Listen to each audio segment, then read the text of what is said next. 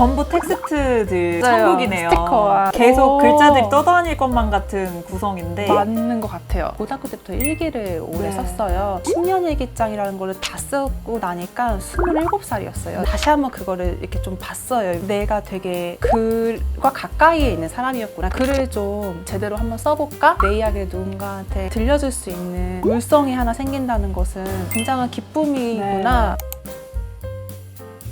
평범한 일상이 만드는 시너지 평상시, 저는 영경입니다. 일을 하다 보면 이직을 하게 되는 경우나 새로운 환경을 맞닥뜨리게 되는 경우가 종종 있는데요. 그럴 때 막다른 길에 선 기분이 들 때가 있잖아요. 그러다가도 시간이 조금 지나고 적응을 하다 보면 과거의 내가 사라지지 않고 차곡차곡 쌓여서 지금의 나를 도와주고 있었다는 기분이 들 때가 있습니다. 오늘 만나볼 분도 다양한 방법으로 경로를 이탈하셨다가 새로운 길을 찾으시고 지금의 자기로 도착하신 분이어서 한번 이야기를 들어보려고 합니다. 안녕하세요. 안녕하세요. 네, 성함 한번 말씀해 주시겠어요? 네, 저는 윤혜은이라고 합니다. 네. 반갑습니다. 반갑습니다. 이제쯤이면 익숙해지셨을 What's in my bag으로 시작을 열어보도록 하겠습니다. 테이블에 다 놓아주셨는데 하나씩 좀 설명을 해주시겠어요? 워크로그를 써요. 오. 그 작업 일지 같은 것들을 쓰는데 그 스케줄러를 일단 가져와 봤고요. 네. 그리고 일할 때 무슨 책이든 항상 갖고 다니거든요. 욕심껏 다 가져오려다가 신유진 작가님의 우와. 창문 너머 어렴풋이라는 최근에 나온 신작이에요. 음. 그 에세이를 지금 읽고 있어서 가져와 봤고, 제가 이제 에세이를 쓰고도 있지만 소설 작업도 하고 있어서 네. 그럴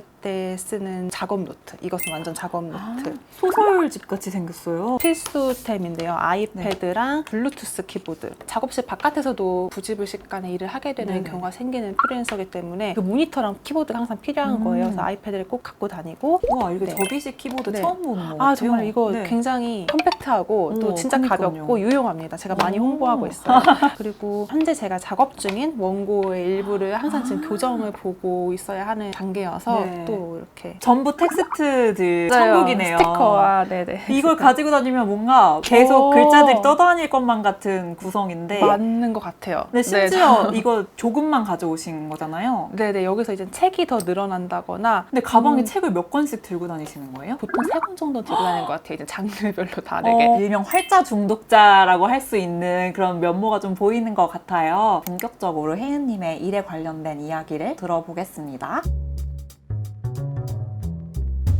뭐 하시는 분인지 자세히 설명을 해주시겠어요? 책을 팔고 또 글을 쓰는 윤혜은이라고 하고요. 학원 광고회사 작은 출판팀에서 잡지를 만들다가 출판사 온라인 마케터를 거쳐서 프리랜서로 지내면서 지금은 동료와 함께 책방을 운영하는 자영업자이기도 한 사람입니다. 더 앞으로 가면은 노래를 하셨었잖아요. 네네, 그것은 일로서 한 것은 일로서 한 아니지만 건 아니지만 네. 진로로서는 생각을 아, 하셨었을 네네네. 텐데 청소년 시절에 진로를 바꾼다는 게 굉장히 큰 일이잖아요. 네네. 문예창작으로서 길을 바꾸겠다고 생각을 하셨을 때 어떠셨어요? 10대의 절반은 이제 노래를 배우고 네. 하면서 지냈었는데 중학교 2학년 때부터 시작했다가 고등학교 3학년 딱 네. 입시 목전에 앞두고 그만두게 돼요. 좋아하는 엄청난 확신을 갖고 시작한 일을 어느 시점부터는 진짜 일로 될 때의 두려움을 그때 문득 느낀 것 같아요. 너는 더 이상 좋아하는 노래를 이 마음만으로는 대할 수 없고 평생 이것과 함께 하려면은 더 많은 노력과 더 많은 좌절과 고통들, 갈등 등이 네네. 무조건 있을 텐데 제가 그것을 마주하는 것이 두렵고 겁이 나서 한마디로 도망친 건데 그 무렵에 마침 저 스스로에 대한 아쉬움들이 이런 여러 가지 미래에 닥쳐올 것들 예상한 것과 부딪히면서 네. 나 그럼 못해.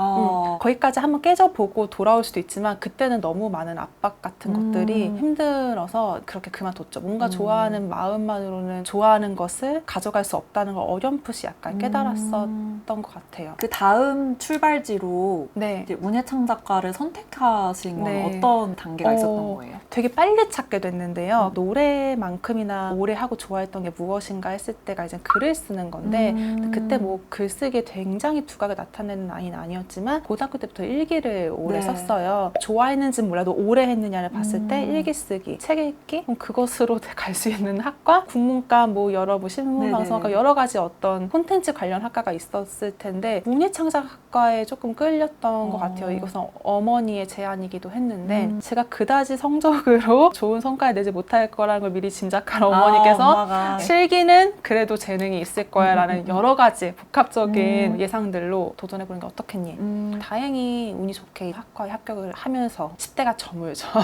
이런 선택을 거쳐서 진학을 하셨고 프리랜서가 되시기 전에 3번의 회사를 맞아요. 거치신 거잖아요. 포지션도 다 다르셨을 텐데 커리어에 대한 생각이 회사를 다니시면서 어떻게 달라져 왔었던 건지가 궁금해요. 이 질문에 대한 고민을 진짜 많이 했는데요. 네. 제가 그만큼 이제 프리랜서 생활이 많이 길어졌다는 뜻이기도 하고 돌아보면은 커리어에 대한 고민을 크게 했던 직장인이 사실 아니었던 것 같아요. 문예창작가를 물론 제 선택으로 들어간 것도 있지만 다니면서 굉장히 많이 혼란스러웠거든요. 재능 있는 친구들과 경쟁 아닌 경쟁을 하면서 졸업 후에도 나는 그럼 무엇을 해야 하지라는 고민이 20대 전반에 내내 있었어요. 당장 내가 쓸 수 있는 돈을 스스로 번다는 그 감각을 갖게 해주는 곳이라면 어디든 상관없다. 그러니까 이런 마인드 되게 안일하게 사회 초년생으로서의 시간을 보냈는데요. 첫 번째 직장은 바이럴 마케팅 회사에 그때가 이제 제가 졸업할 무렵이 블로그 마케팅이 붐일 때였어요. 거기에 들어가서 여러 가지 것들을 홍보하는 글들을 쓰면서 보내다가 근데 회사 자체가 그렇게 저한테 좋은 기억을 준 곳은 아니어서 아 그래 역시 이런 회사는 다니지 말아야 돼라는 반면교사 정도로의 경험만 남기고 이직을 이제 할 때는 제가 할 수 있는 것이 그래도 좋으나 싫으나 어쨌든 무언가를 쓰는 일이긴 하잖아요. 어떤 학원 광고 회사 내에 출판팀에서 교육 매거진을 만드는 막내 기자를 뽑는 일이었어요. 좀 공익적인 성격을 띠는 교육 매거진을 만드는 곳이어서 지원을 했고 거기서 되게 많은 배움이 있었던 것 같아요. 너무 좋은 사수들을 만나서 그냥 할 줄 아는 것이 아니라 내가 좋아하는 마음까지도 여기에 담을 수 있겠다라는 거를 사수들이 좀 많이 일깨워주셨던 것 같아요. 매달 새로운 사람을 만나서 낯선 이야기를 듣고 그것을 또 나의 목소리를 담아서 풀어놓는 일을 좋아하는구나 라는 것을 깨닫고 내가 또 뭘 좋아하지? 좋아하는 일을 지금부터 찾을 수 있겠다는 생각이 들어서 약간 배망독해 보일 수 있지만 그만두고 회사를 그만두는데 되게 좋게 또 배웅을 해주셔서 그만두고 고민을 했죠. 작가까지는 가지 않아도 단행본을 만드는 일을 직접적이든 간접적이든 경험을 하면 훗날 제가 정말 글을 쓰는 사람이 되고자 했을 때 도움이 될 거라는 생각을 해서 출판사로 이제 이직을 하게 돼요. 종합출판사의 온라인 마케터로 지내다가 또 시간이 흘러서 프리랜서로 이렇게 구체적인 커리어 패스를 염두에 두고 선택했다기보다는 밥벌이를 위해 선택한 것들에서 좋은 인연들이 제가 무엇을 앞으로 할 수 있는 사람인지를 발견해줬던 과정이었던 것 같아요. 어떤 방식으로든 계속 쓰셨던 거잖아요. 네네. 그러면서 본인 스스로도 길을 조금씩 찾아나가셨다는 생각도 드는 여정이었던 것 같은데 퇴사 전에 어떤 불안감이나 머뭇거림 같은 건 없으셨어요? 그런 고민은 없었던 것 같아요. 일단 퇴사에 대한 불안이 사실 다음에 내가 이직을 할 수 있을까? 더 나은 데로 갈 수 있을까? 그런 불안과 겹치는 것 같은데 어디든 갈 수 있다는 생각을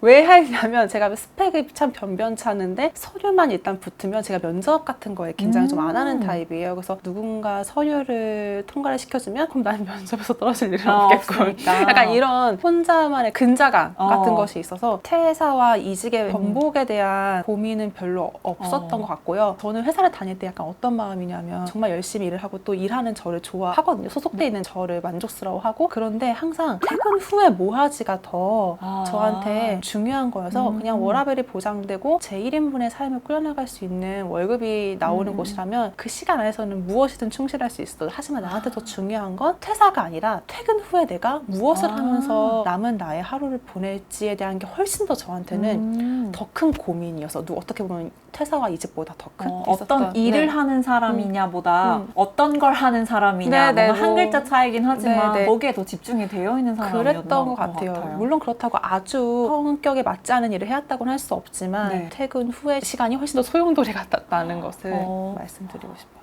두 번째 직장이 제일 그래도 좋은 기억으로 남으셨던 것 같아요. 어떤 일을 좀 하셨어요? 매달 월간지를 만들고 발행하는 일이었으니까요. 외고 필자들의 원고가 들어오면은 이제 교정 교열도 보고 제가 기획한 꼭지들은 취재가 필요하면은 이제 뭐 공간에 대한 취재면 섭외를 해서 공간 취재도 하고 인터뷰 꼭지가 2꼭지 정도를 매달 맡았었거든요. 코너명이 만나고픈 사람이 있었고 잡지의 컨셉과 완전히 맞아 떨어지는 코너가 있었어요. 모두의 합의를 거친 분들이 섭외를 해서 인터뷰를 제가 진행하는데, 이 만나고픈 사람이라는 코너는 온전히 다 저한테 권한을 주셨어요. 우리 잡지가 어떤 성격인지와 상관하지 말고 혜은이 너가 만나고 싶은 사람을 지면을 통해서 만날 수 있으면 좋겠다. 회사의 어떤 직함을 너가 만나고픈 사람들을 만날 수 있는 경로로 삼았으면 좋겠다라는 그런 응원들이 있어서, 뭐지? 왜 나한테 이렇게 뭔가를 열어주지? 내가 하게끔 격려해주지? 너무 낯선 경험이었고 되게 오랜만에 저를 지지해주는 타인들이라고 생각했어요. 가족이나 친구가 아닌, 그리고 제가 어떻게 보면 좀 건조한 마음으로 임하고 있었던 것에서 한 발 더 나아갈 수 있게끔 해주는 사수분들이 계셔서 진정성을 어느 정도 투영하면서 하는 기쁨에 대해서 알려주신 사수분들이 굉장히 감사하고 좋은 기억으로 남아있어요. 세 번째 그만두셨을 때는 프리랜서로서 지내야겠다는 마음을 가지시고 그만두신 거예요? 아니면 그때도 다른 회사로의 이직을 생각하시고 그만두게 되신 거예요? 세 번째 회사도 다른 회사로의 이직을 염두에 두면서 퇴사를 한 거였어요. 세 번째 회사는 정말 가보고 싶었던 회사였고 직군이었는데, 그 일이 저한테 안 맞는 건 아닌데 회사가 나랑 안 맞을 수 있겠다라는 것을 또 깨달은 상황이었어서 일단 잠깐 멈추고 무엇을 할지 조금 더 고민해보자. 그때가 또 20대 후반 무렵이었어요. 서른으로 넘어가는 과정이기 때문에 조금 더 진지한 다음 스텝을 구상해볼까? 그래도 생계는 최소한으로 좀 더 유지가 안정적으로 되면 좋으니까 프리랜서 형태로 한 몇 개월만 지내볼까? 라는 생각으로. 근데 마침 또 그게 저의 첫 번째, 두 번째 직장에서의 동료들이 외주 작업자를 필요로 하는 시기를 맡고 있어서 굉장히 쉽게 프리랜서로서의 생활을 단 몇 개월이나마 경험할 수 있는 경로가 또 생겼고, 아, 프리랜서일 괜찮네. 물론 저는 운이 좋았던 케이스지만 정식 구직 활동을 해볼까 할 때 또 무슨 프로젝트들이 들어오고, 그런 것들이 일단 저를 조금 더 편안하게 만들었긴 했었어요. 몸에 대한 회복도 그렇고 마음도 그렇고. 근데 절대적으로 시간이 많이 남잖아요. 프로젝트들이 계속 이어진다고 해도 프리랜서라는 것이, 또 제가 그때는 공격적인 프리랜서도 아니었기 때문에, 그럼 나한테 생긴 이 너무 많은 잉여 시간을 어떻게 견디지? 했을 때에 글을 좀 제대로 한번 써볼까? 라는 생각을 그 무렵부터 다시 했었던 것 같아요. 글 자체를 업으로 삼는 사람이 아니고 그 격가지의 일들을 하면서 밥벌이를 해야지라는 생각을 하셨던 것 같은데, 그 무렵쯤에는 글을 정말로 써보겠다는 마음을 가지게 된 어떤 추동이 있었어요? 10년 일기장이라는 거를 다 쓰고 나니까 27살이었어요. 제가 18살 때부터 일기장을 썼으니까요. 다시 한번 그거를 이렇게 좀 봤어요. 내가 되게 글과 가까이에 있는 사람이었구나. 그러니까 제가 어떤 사람인지를 지난 10년을 통해서 확인하게 된 거예요. 뭔가를 계속 써왔고 쓰는 것을 굉장히 좋아하고, 그렇다면 이것을 더 확장해 볼 수도 있지 않을까라는 생각을 조금 20대 후반에 1, 2년 정도를 해왔면서 퇴사를 맞이했던 것 같아요. 그래서 퇴사를 하고 시간이 압도적으로 많이 생겼을 때 책을 한번 써볼까? 그것이 뭐 독립출판물이 물론 독립출판물을 또 마침 경험했던 타이밍이기도 했어요. 아, 독립출판물이라는 것이 이렇게 재미있고 내 이야기를 누군가한테 들려줄 수 있는 물성이 하나 생긴다는 것은 굉장한 기쁨이구나 라는 것을 어렴풋이 느끼면서 본격적으로 도전해보는. 이 10년 일기장은 말 그대로 쌓여온 게 너무나 보여지는 너무 커다란 존재감을 가지고 있는 존재다 보니까 큰 도움을 주었지 않을까 그런 생각이 드는데, 혜은님 스스로 작가라고 자신을 직업적으로 스스로 명명하게 된 어떤 타이밍 같은 게 있으셨어요? 그 타이밍은 아직 오지 않았다고 생각하지만 너무 그것이 아직 나의 타이밍이 아니라고 생각하는 것도 별로라는 생각도 들어요. 어쨌든 저는 누군가 읽을 수 있게끔 글을 썼고 또 쓰고 있고 하는 상태에서 그냥 스스로 만족하지 않는 부분이 있다고 타이틀을 지나치게 크게 생각하는 것이 별로라는 마음이 드는 것과 동시에, 하지만 정말 내가 작가라고 할 수 있을까? 왜 그 고민을 버릴 수 없냐면은, 저한테 작가는 미래에도 작가여야 하는 사람이 지금 작가라고 말할 수 있는 것 같아요. 근데 저는 지금 제가 무슨 글을 쓰고 있다고는 말할 수 있지만 미래에도 내가 어떤 글을 쓰고 있을 거라는 확신이 사실 아직은 없거든요. 작가긴 작가지 하지만 누군가한테 저를 이제 공식적으로 소개하는 자리가 있을 때는 어떤 글을 쓰는 사람입니다 라고 좀 더 말을 많이 하게 되는 것 같아요. 저는 지금 에세이를 2편을 썼고 다음에는 무슨 글을 쓰게 될지 모르지만 어쨌든 에세이 에세이를 쓸 가능성이 높은 사람으로서 에세이를 쓴 윤혜은입니다 라고 이렇게 말을 하게 되는 것 같아요. 언제까지의 미래에 도달하면은 받아들여질 것 같다는 예감이 있으세요? 아니면 아직은 조금 더 지내봐야 알 것 같다 이런 게 있으신가요? 근데 방금 영경님 말씀을 들으면 이 말씀이 너무 맞기 때문에 그 미래를 어디로 설정해 두는지가 되게 무의미하긴 그렇죠. 하는 거예요. 네. 제가 결과물을 내놓고 제가 그것을 보면 조금씩 안정이 될 것 같기는 해요. 사실 첫 번째 책을 내고 너무 불안해서 두 번째 책을 또 내고 근데 그때 안심이 살짝 있었고 또 불안해서 또 무언가를 쓰는 과정에 있기 때문에 상상했던 혹은 기대했던 미래에 도착하자마자 또 다시 불안해지거나 걱정이 생기는 일을 하고 있는 것이 아닐까? 그런 생각도 굉장히 듭니다. 현재를 안전하게 잘 구축해 놓는 것이 중요한 분이시군요. 네네네. 너무 개복치여서. 네. 첫 번째 책인 일기해은은 어떻게 시작하게 되신 거예요? 제가 잠깐 앞에서 말씀드린 것처럼 10년 일기장이라는 10년 동안의 일기를 쓸 수 있는 공책을 잘 10년 동안 썼고요. 네. 그것을 쓰고 나니까 제가 무엇을 할 수 있는 사람인지를 조금 어렴풋이 깨닫게 되었고 그 무렵에 지금의 동업자인 이미화 작가님이 하시는 책방에 제가 단골 손님이었어요. 지금은 저와 동업을 하고 있지만 영화 책방 35mm라는 그 책방에 있는 단골 손님이 되면서 여러 가지 글 이야기를 많이 나눴던 것 같아요. 그냥 같이 글방에 참여자도 돼보고 그때 만난 사람들이 저도 뭔가를 써낼 수 있는 사람이라는 용기를 되게 많이 주셨어요. 그때 제가 가장 오래 해왔던 일기를 키워드 삼아 세보자 라는 얘기가 나왔고 10년 동안 일기를 써온 사람으로서 할 수 있는 이야기가 있겠다라는 확신과 어딘가에 존재할 일기 인간들과 연결될 수 있겠지.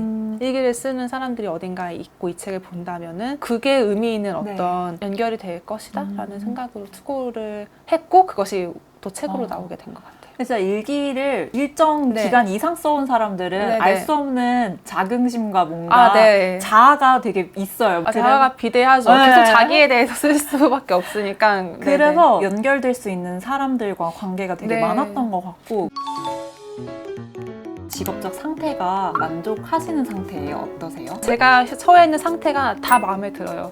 너무 좋은 이야기인 것 너무 같은데 이렇게 말하는 스스로가 신기할 정도로 그것은 너무 확실해요. 이 상태에서 좋은 이야기를 하면서 건강한 사람으로 살아갈 수 있게끔 하는 노력들만 잘 해나간다면 사는 거 조금 괜찮을 수 있겠다, 산다는 거.